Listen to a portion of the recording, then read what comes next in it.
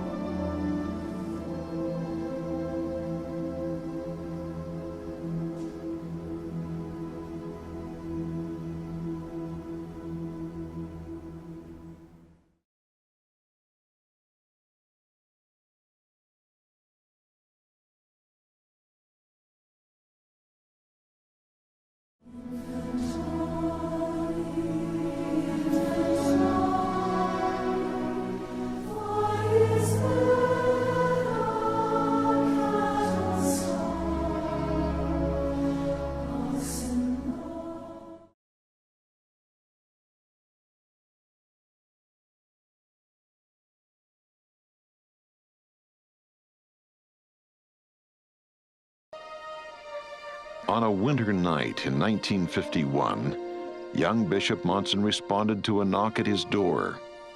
A German church member from Ogden announced his brother's family was coming from Germany and would live in the 6th, 7th Ward. He asked if the bishop would go with him to survey the apartment he had rented for them.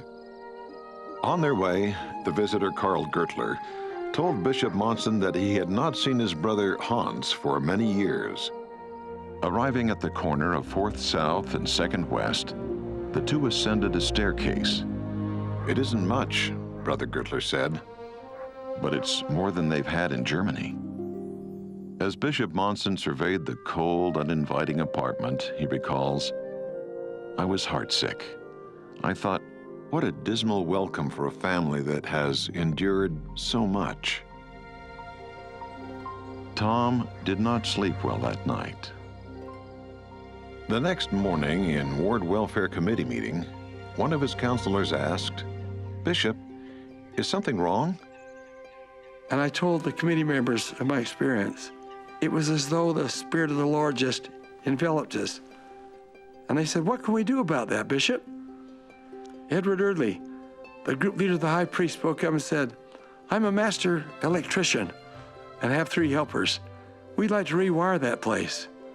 And I have contacts with those who sell refrigerators and those who sell stoves. And I'll get one donated, a new one, of each one of those." And then another person spoke up, namely a painter, contractor, Brother Bowden. He said, "I'm a contractor for painting, and I can get my paint less than wholesale. And my crew and I will paint the house." And then that wonderful Relief Society president said, "Relief Society women do not like empty cupboard shelves. We'll fill them." And we went about doing that. We had 2 weeks to do it. The night the Gertlers came, they showed the appearance of someone who'd shed many tears. And all the way up the staircase to the 2nd floor, I remember Brother Gertler saying, "Now, it isn't much, Hans, it isn't much, but it's the best we could do. It's the best we could do." And then they opened the door. Talk about a vision. There was a nice carpet laid by my counselor, who was a contractor for carpet laying. And then there was the wallpaper all nice and new and the painting nice. There was the Christmas tree all decorated. Absolutely everything anyone would need. I was 15. I was a very insecure teenager.